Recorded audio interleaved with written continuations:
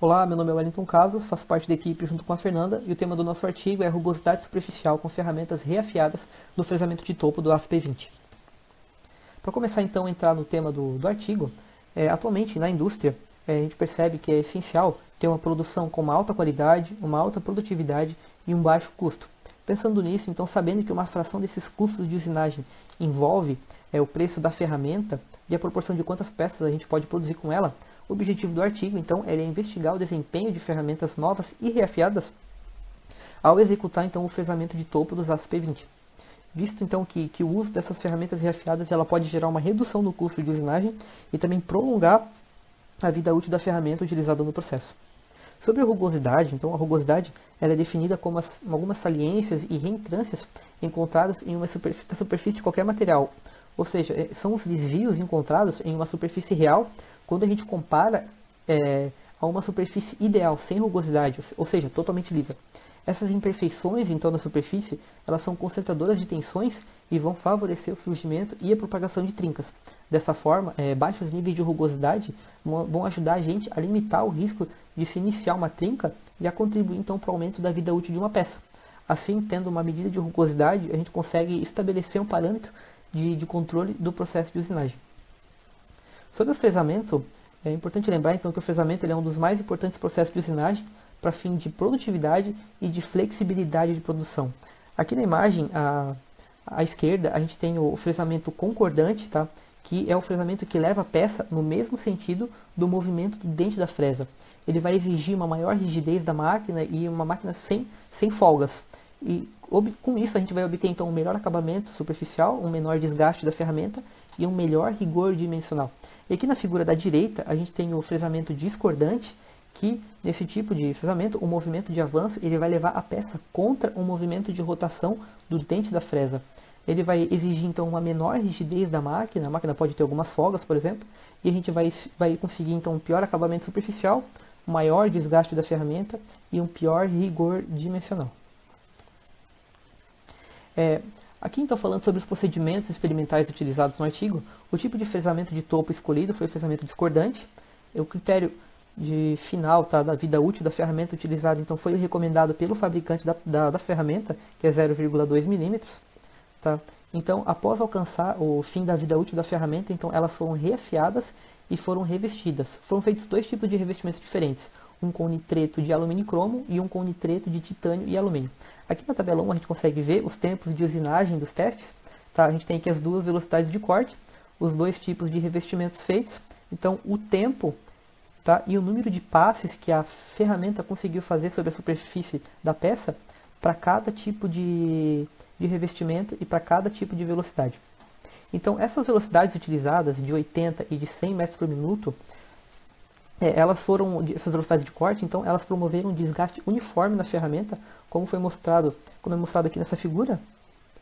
A gente consegue ver uma ferramenta com uma face mais uniforme, tá? Então reduzindo a chance de ocorrência, por exemplo, de um lascamento, algo que a gente consegue observar frequentemente quando a gente utiliza uma velocidade de corte mais baixa, conforme a gente consegue ver aqui na figura ao lado.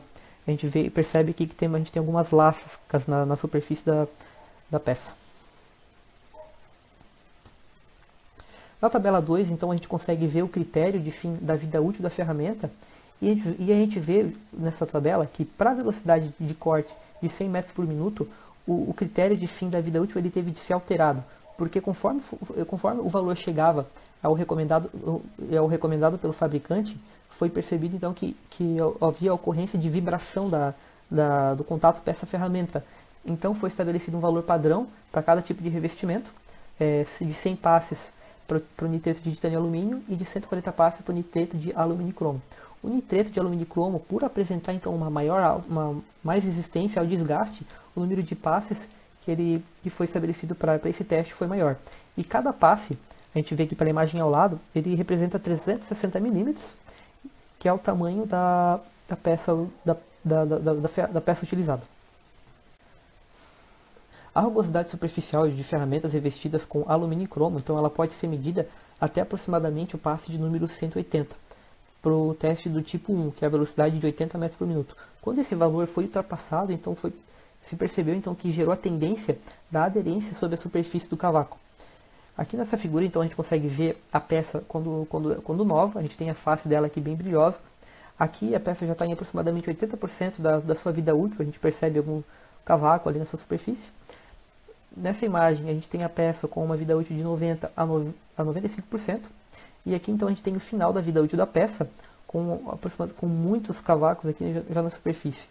Esse aqui era o passe número 200.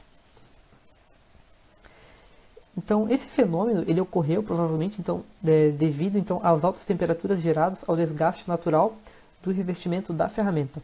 Na condição 2, com uma velocidade de corte de 100 metros por minuto, então não houve a aderência de cavaco na superfície usinada, e a impressão que se tem é que conforme a ferramenta ela alcança um valor alto de desgaste, então passa a ocorrer a remoção do cavaco ao invés do corte, então deixando então rebarbas na superfície usinada. E o material de peça, então, o material da peça que foi usinada, então foi o aço P20.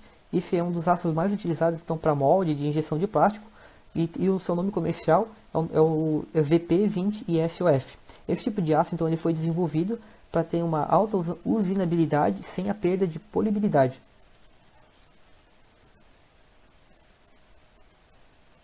Sobre as fresas, foram utilizadas fresas de topo com 10% de cobalto e com 4 dentes, e foram utilizados dois tipos de revestimento, o All-Crona, que tem sua composição cromo, alumínio e nitrogênio, e o Futura Top, que é composto por titânio, alumínio e nitrogênio.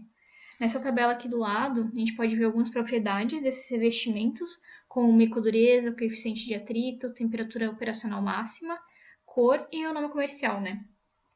Aqui a gente tem também uma imagem das próprias fresas, que tinham 10 mm de diâmetro e 70 mm de comprimento, sendo que foram testadas 12 fresas com cada tipo de revestimento.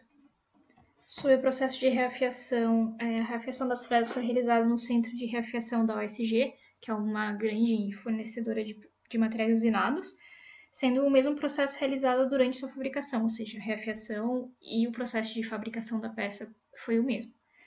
Após essa reafiação, as fresas foram encaminhadas para Oerlikon Balzers para receberem os novos revestimentos, que a OSG daí não faz essa parte, e ele foi aplicado sobre o antigo. Tem um outro processo que tu remove o revestimento e aplica um novo, mas não foi o que eles usaram, eles optaram por aplicar sobre o revestimento que já estava na peça. Nos gráficos dos resultados, falando primeiramente das fresas compostas com titânio, a gente pode observar que com o aumento da velocidade de corte de 80 para 100 metros por minuto, a rugosidade ela tende a diminuir. A gente pode ver aqui comprando os dois gráficos, né? Aqui a gente está com 0,23 e aqui 0,2. Aqui quando a gente está com passe 60, 2,13 e aqui a gente estava com 2,58. Isso, o artigo justifica que tende a diminuir a rugosidade devido ao aumento da temperatura de corte, que diminui a resistência ao cisalhamento da peça. Outro ponto que a gente pode destacar aqui com os gráficos é que a rugosidade ela tende a aumentar ao longo da utilização das fresas, né, devido ao seu desgaste natural que vai acontecendo conforme tu vai utilizando. Os resultados das fresas que contêm cromo na composição, a gente pode observar que a velocidade ela influencia da mesma forma que na de titânio, com a rugosidade ela sendo menor quanto maior a velocidade. A gente pode ver aqui quando a gente teve o passo número 40, com a velocidade de 100 metros por minuto, a gente teve 0,21 de rugosidade, e aqui a gente teve 0,41 quando a velocidade é 80 metros por minuto. Em ambas as composições, não houve grandes diferenças entre as fresas novas e as reafiadas. Entretanto, se a gente comparar os tipos de revestimento, a gente vê que o revestimento com cromo ele tem um desempenho bem melhor do que o revestimento de titânio. Assim, as conclusões que a gente consegue chegar é que os valores de rugosidade superficial eles aumentam ao longo da vida útil da ferramenta, isso é independente delas, porque realmente a ferramenta vai desgastando. As ferramentas com revestimento com cromo tiveram melhores resultados de rugosidade superficial comparando com a de titânio. Na velocidade de corte de 80 metros por minuto em ambos os revestimentos, as ferramentas reafiadas apresentaram rugosidade superficial melhor do que com as ferramentas novas. E com a velocidade de 100 metros por minuto, as ferramentas de titânio apresentam uma rugosidade pior quando comparadas às ferramentas novas. As ferramentas reafiadas de cromo obtiveram rugosidade superficial melhor do que as ferramentas novas para os dois valores de velocidade de corte, independente 100 metros ou 80 metros por minuto. E uma análise estatística feita pelos autores do artigo demonstrou que os dados de rugosidade superficial, quando a gente usa ferramentas novas reafiadas, eles não são significativos dentro de uma confiabilidade de 95%. Então, confirma que as ferramentas reafiadas, revestidas, têm um desempenho semelhante de ferramentas novas. E como a gente falou lá no início do artigo, o que encarece muito o processo de usinagem é a compra de ferramentas novas. Então, esse artigo ele embasa a decisões de reafiar essas ferramentas sem a perda da qualidade do processo.